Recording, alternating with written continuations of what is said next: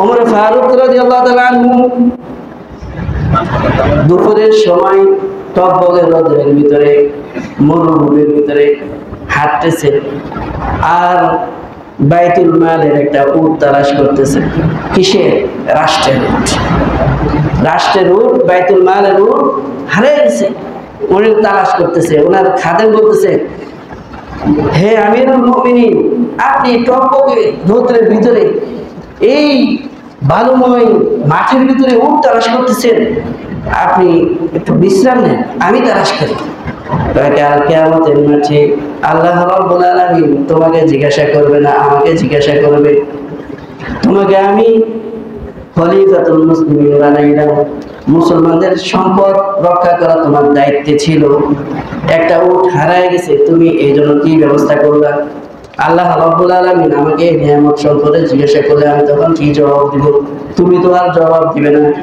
আর গরমের কথা বলতেছো, আনকুল নারু জাহান্নামা আশাদ্দু হাররা, বলুন জাহান্নামের আগুন এর চাইতেও কঠিন। দুনিয়ার আগুনের চাইতেও, দুনিয়ার গরমের চাইতেও জাহান্নামের গরম ঠান্ডা না বেশি? আরো বেশি।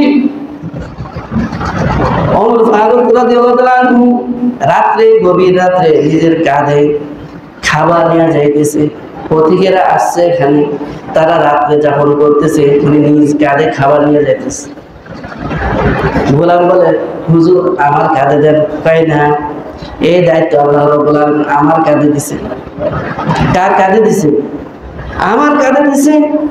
কাল কিয়ামতের মাঠে আল্লাহ জিজ্ঞাসা করলে, আমাকে জিজ্ঞাসা করবে।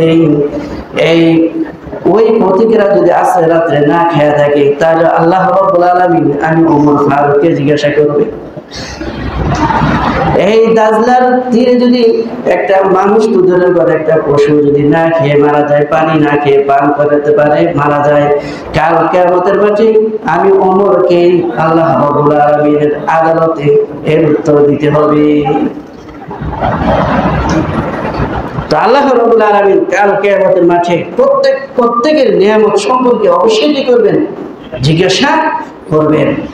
আমি ইমাম, আমাকে আল্লাহ রাব্বুল আলামিন একটা নিয়ামত দান করছে। আমি খতিব, আল্লাহ রাব্বুল আলামিন আমাকে একটা নিয়ামত দান করছেন। আমাকেও কাল কিয়ামতের মাঠে এর উত্তর দিতে হবে। আমি আপনাদেরকে দিনের কতটুকু উপকার করতে পারলাম, কতটুকু খোঁজ খবর দিতে পারলাম, আপনাদের ভিতরে এখন কোন দোষটা আছে সেই দোষ সম্পর্কে আমি আপনাদেরকে কতটুকু সচেতন করতে পারলাম, আপনাদের ভিতরে কোন গুনাহ আছে সেই গুনাহের কি কি ক্ষতি, এটা আমি আপনাদেরকে কতটুকু উপলব্ধি করতে পারলাম, করাইতে পারলাম, এটাও কাল কিয়ামতের মাঠে আল্লাহ রাব্বুল আলামিন আমাকে কি করবেন? জিজ্ঞাসা করবেন। আল্লাহ রাব্বুল আলামিন আমাদের প্রত্যেকের যতটুকু নিয়ামত আল্লাহ রাব্বুল আলামিন দিয়েছেন, আমরা যদি সেই নিয়ামতের পরিপূর্ণ শুকরিয়া আদায় করতে পারি, আল্লাহ রাব্বুল আলামিন আমাদেরকে সেই তৌফিক দান করুন। ওয়া আখিরু দাওয়ানা।